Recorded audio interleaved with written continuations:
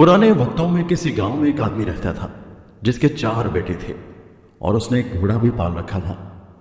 जब वो आदमी मर गया तो उसके बेटों ने आपस में मशवरा किया कि घोड़े को काट कर उनमें से हर एक घोड़े का एक एक पांव ले ले, लेकिन इख्तलाफ ये था कि बाकी जिस्म को किस तरह बांटा जाए, क्योंकि वो चारों बेवकूफ थे।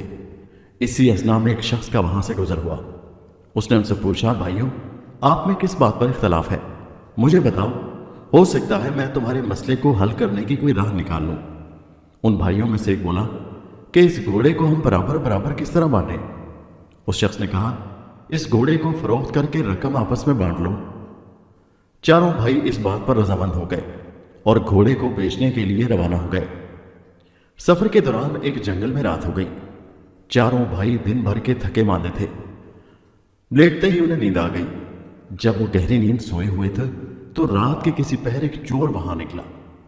उसने देखा कि चारों आदमी बेखबर पड़े खराटे भर रहे हैं। वो आहिस्ता से घोड़े की तरफ बढ़ा।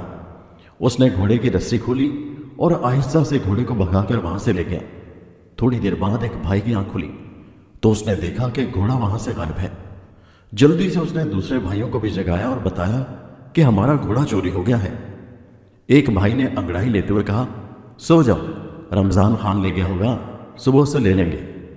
सुबह चारों उठकर रवाना हो गए। रास्ते में उन्होंने एक ऊंट के पांव के निशानात देखे तो उन चारों भाइयों में से कहने लगा, ये ऊंट के पांव के निशानात हैं। उनमें से एक ने कहा, भाई, ये किसी नर ऊंट के निशानात हैं। दूसरे ने कहा, भाई, ये ऊंट तो एक आंख से अंधा भी लगता है। फिर वो आगे बढ़ गए। अभी कुछ ही दूर गए होंगे कि उन्होंने देखा कि एक शख्स परेशान हालत में आ रहा है।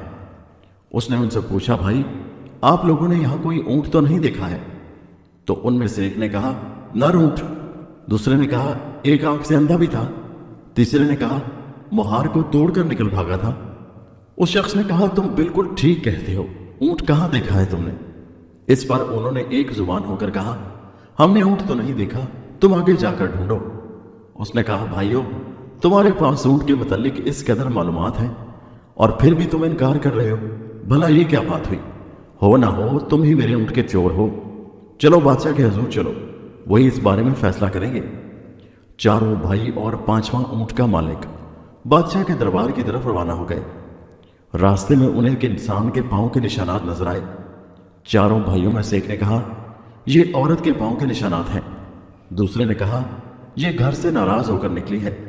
तीसरे ने कहा, भाई, ये तो औरत हामला भी लगती है, यानी इसे बच्चा होने वाला है। बातें करते हुए जब ये आगे बढ़े तो एक और शख्स से मुलाकात हुई। उसने पूछा, रास्ते में भाइयों तुम लोगों ने किसी औरत को तो नहीं देखा? एक भाई ने कहा, शायद नाराज होकर घर से निकली थी। उसने कहा, हाँ हाँ। दूसरे ने कहा, मेरे ख्याल में हामला भी थी। उसने कहा, हाँ, बिल्कुल दुरुस्त कह रही हो। तीसरे ने कहा कि ईशा के वक्त घर से भाग गई है। आदमी ने कहा, हाँ, बिल्कुल ठीक।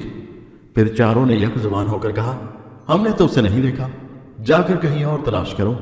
उसने कहा, तुम्हारी बात पर मैं कैसे यकीन करूं, जबकि पहले तुम लोगों ने उसके मुतालिक सब मालूमात बिल्कुल दुरुस्त पहुंचाई और अब कह रहे हो कि हमें उसके बारे में मालूम नहीं। वो औरत यकीनन तुम लोगों के पास है। उन्होंने कहा, अगर तुम्हें हम लोगों पर शक है और हमारी बात का तुम्हें एतबार नहीं तो हमारे साथ तुम भी बादशाह के पास चलो कि वो इसके बारे में कोई फैसला करें। चुनाचे वो शख्स उनके साथ चल पड़ा। चलते चलते वो एक शहर में पहुंच गए। एक गली में उन्होंने एक शख्स से पूछा, भाई, रमजान खान का घर कहाँ है? उसी वक्त एक घर से एक शख्स निकला और उसने कहा, रमजान खान मैं हूं, कहो क्या बात है? उन्होंने कहा, कल रात तुम हमारा घोड़ा ले गए थे, वो हमें वापस कर दो। उसने कहा, तुम लोग पागल हो, अहमक हो, भला मैं कैसे तुम्हारा घोड़ा ले गया? उन्होंने कहा कि अगर तुम्हें इनकार है तो चलो बादशाह के पास, वही फैसला करेंगे। अब ये सब बादशाह के दरबार में पहुंच गए। बादशाह ने पूछा, तुम लोग क्यों आए हो, क्या बात है? उन्होंने कहा कि हम इंसाफ के लिए आपके पास आए हैं। फिर उन्होंने बादशाह को सारी बातें बारी बारी बताई। ऊंट के मालिक ने कहा, जनाब, इन लोगों ने पहले मेरे गुमशुदा ऊंट के मुतालिक सब मालूमातें दुरुस्त पहुंचाई और फिर कहते हैं कि हमने उसे नहीं देखा। मेरे ऊंट को चुराने वाले यकीनन यही लोग हैं, मुझे इंसाफ चाहिए। दूसरे ने कहा, मेरी बीवी रात को घर से निकली है, इन लोगों ने उसके मुतालिक बिल्कुल सही मालूमात दी और साथ ही कहते हैं कि हमने उसे देखा तक नहीं। मेरी बीवी को अगवा करने वाले यही चारों हैं और कोई नहीं। بادشاہ نے ان چاروں سے پوچھا تم کیا کہنا چاہتے ہو؟ انہوں نے جواب دیا حضور ہماری بات پہلے دھیان سے سن لیں، رات کو رمضان خان نے ہمارا گھوڑا چرا لیا۔ رمضان خان نے کہا علی جا مجھے اس کے متعلق بالکل معلومات نہیں، مجھے یہ لوگ ناحق پکڑ کر لائے ہیں۔ بادشاہ نے ان سے پوچھا جس وقت رمضان خان گھوڑا چوری کر کے لے جا رہا تھا تم میں سے کس نے اس کو دیکھا؟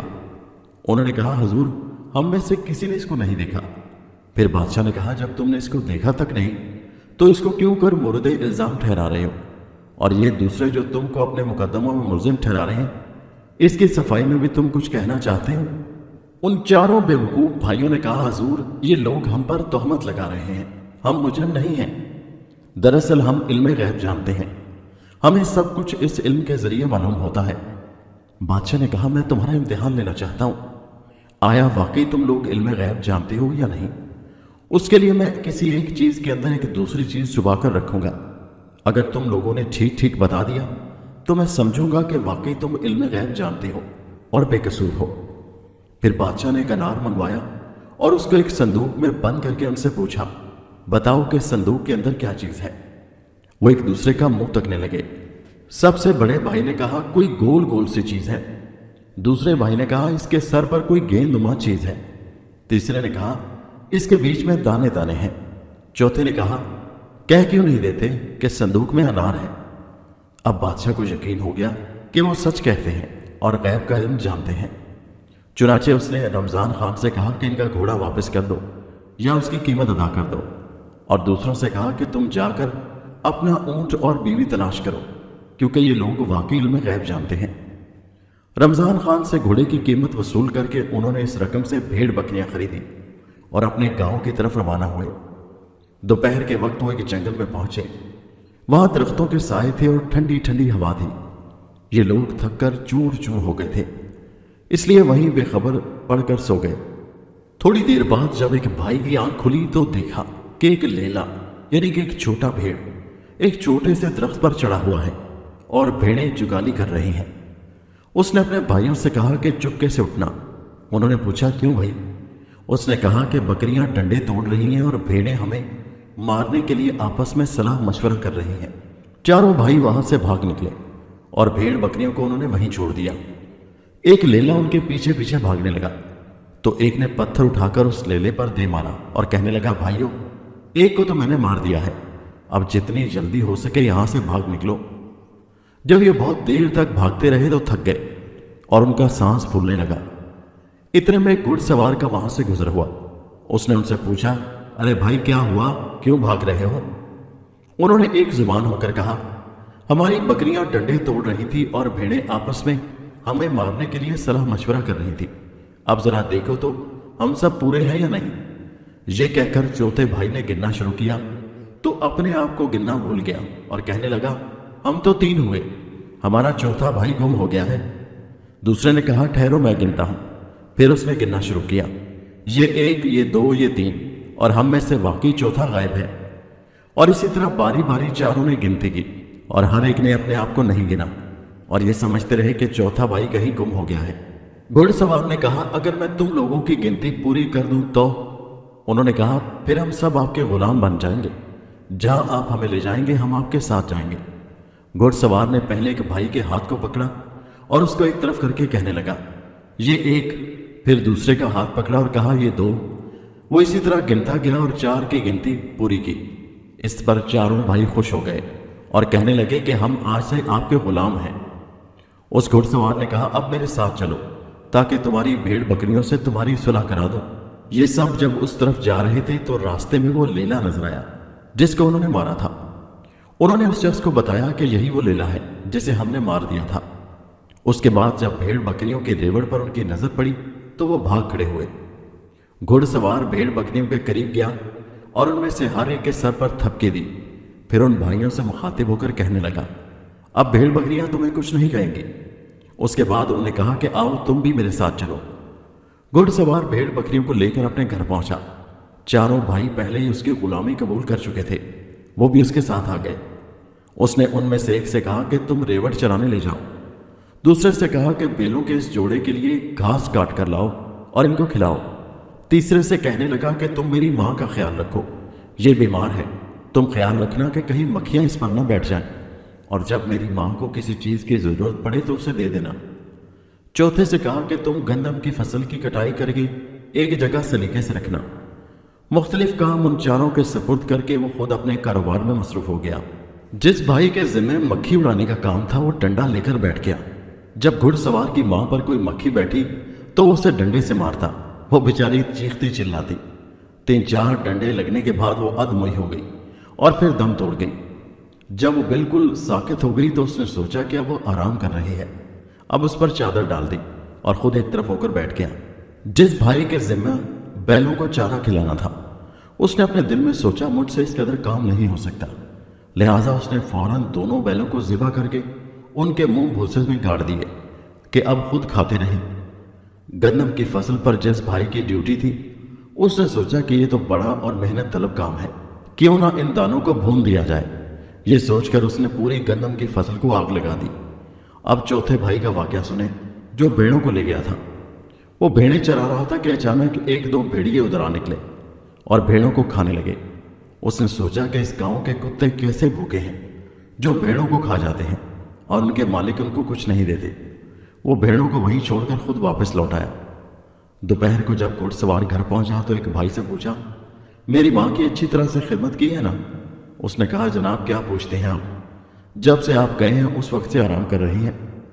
جب اس نے چادر اٹھا کر دیکھا تو ماں کا چہرہ خون آلود ہے اور وہ مر چکی ہے۔ اس نے اس بھائی کا کام دیکھا تو پریشان ہو گیا۔ اس نے سوچا کہ دیکھوں دوسرے بھائیوں کی خبر لینی چاہیے کہ انہوں نے کیا گل کھلائے ہیں۔ جب اس نے بیل والے سے پوچھا تم نے کیا کیا ہے، اس نے کہا ابھی تک بیلوں کے منہ بھوسے میں دیے ہوئے تاکہ وہ خود ہی کھاتے رہیں۔ جب دیکھا تو ان کے سر کٹے ہوئے اور بھوسے میں گھسے ہیں۔ اس کے بعد اس نے فصل والے سے پوچھا کیا تم نے فصل کی کٹائی کر دی؟ تو اس نے خوشی خوشی بتایا کہ مجھے خیال آیا کہ آپ کی ماں بوڑھی ہے، بھلا روٹی کہاں پکا سکے گی، میں نے گندم کو بھون لیا ہے۔ جب گھڑ سوار نے دیکھا تو گندم کی پوری فصل کو جلا ہوا پایا۔ چوتھے سے پوچھا کہ بھیڑ بکریاں کہاں ہیں؟ تو اس نے کہا اس شہر کے کتے بے حد بھوکے ہیں، آج تک ایسے بھوکے کتے میں نے نہیں دیکھے، وہ آ کر بکریوں کو کھانے لگے ہیں۔ میں نے ان پر ترس کھایا اور انہیں ایسا کرنے سے نہیں روکا۔ گھڑ سوار نے سب کی باتیں سنی تو اپنا سر پیٹ لیا اور پھر چاروں کو طلب کر کے ان سے کہا تم لوگوں نے مجھے اس قدر نقصان پہنچائے ہیں کہ میری آئندہ نسلیں بھی یاد رکھیں گی۔ تم لوگوں نے میری ماں کو مار ڈالا اور میرے کاروبار کو تباہ کر دیا۔ خیر تم ہو ہی بے وقوف، میں تمہیں معاف کرتا ہوں۔ تم ایسا کرو کہ بیلچہ گینتی لے کر قبرستان چلے جاؤ اور وہاں ایک ایسی قبر تیار کرو جس کی لمبائی کان برابر ہو۔ چاروں بھائی قبر کھودنے کے لیے قبرستان روانہ ہو گئے۔ ایک نے گینتی ماری اور دوسرے نے اپنا کان وہاں رکھا اور کہنے لگا یہ قبر تو بڑی بن گئی۔ غرض یہ کہ باقی بھائی بھی کان رکھنے لگے اور اسی طرح کہتے گئے کہ قبر کان سے بڑی بن گئی۔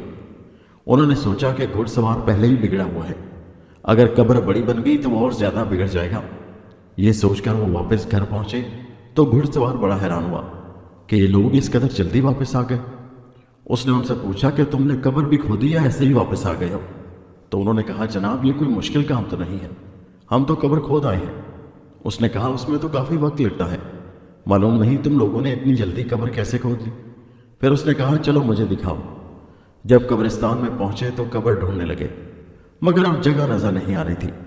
جب اپنی دانست میں وہ قبر کھود گئے تھے وہ جگہ کیا نظر آتی، جبکہ ایک ہی گینتی انہوں نے ماری تھی۔ اگر قبر کھودی ہوتی تو اس کی مٹی یقیناً دور سے نظر آ جاتی۔ قبر ڈھونڈتے ڈھونڈتے کافی وقت لگ گیا، بالآخر انہیں وہ جگہ مل گئی۔ تب انہوں نے شخص سے کہا کہ یہاں آئیے، یہ رہی قبر۔ اس نے جب دیکھا تو کہا تم لوگوں نے تو کمال کر دیا، اس میں انسان کی لاش بھلا کہاں آ سکتی ہے، یہ تو مٹھی بھر قبر ہے۔ پھر بولا تم لوگ جا کر میری ماں کی لاش لے آؤ، میں خود اس کے لیے قبر کھودوں گا۔ وہ چاروں گئے اور مردے کو چارپائی پر رکھ دوڑتے ہوئے قبرستان کی طرف آئے، مگر راستے میں مردہ ماں چارپائی پر سے کہیں گر گئی۔ قبرستان پہنچ کر جب انہوں نے چارپائی رکھی تو ایک دوسرے کا منہ دیکھنے لگے۔ گھڑ سوار نے پوچھا لاش لے آئے ہو؟ انہوں نے جواب دیا جناب ہم لاش لا رہے تھے لیکن راستے میں وہ کہیں بھاگ گئی، کیونکہ اب ہم یہاں پہنچ گئے ہم نے جو دیکھا تو چارپائی خالی پڑی ہے۔ اس نے کہا کہ یہ کیسے ممکن ہے کہ مردہ بھاگ جائے؟ پھر غصے میں بولا جاؤ اور میری ماں کو جس طرح ممکن ہو سکے لے کر آؤ، ورنہ اس کی جگہ تمہیں یہاں زندہ گاڑ دوں گا۔ وہ مردہ لینے جا رہے تھے کہ راستے میں ایک بڑھیا نظر آئی جو لکڑیاں اکٹھی کر رہی تھی۔ انہوں نے اس سے کہا کہ تم یہاں لکڑیاں اکٹھی کر رہی ہو، ادھر تمہارا بیٹا ہمیں زمین میں زندہ گاڑنے کی دھمکیاں دے رہا ہے، چلو ہمارے ساتھ۔ چاروں نے اس بڑھیا کو زبردستی پکڑ کر چارپائی پر لٹا دیا اور قبرستان کی طرف روانہ ہو گئے۔ وہ بوڑھی عورت بیچاری چیختی چلاتی رہی مگر انہوں نے اس کی ایک نہ سنی۔ جب قبرستان پہنچے تو گھڑ سوار سے کہنے لگے، یہ لو اپنی ماں، اب اس کو سنبھالو، ہم تو مفت میں بدنام ہو رہے ہیں، یہ تو ابھی بھی نہیں آ رہی تھی، ہم اسے زبردستی پکڑ کر لائے ہیں۔ گھڑ سوار نے جب بڑھیا کو دیکھا تو اس سے معافی مانگی اور یہ کہہ کر اسے گھر جانے کی اجازت دے دی کہ ان لوگوں نے میری مردہ ماں کو کہیں گرا دیا ہے اور اس کی جگہ تمہیں اٹھا کر لے آئے ہیں۔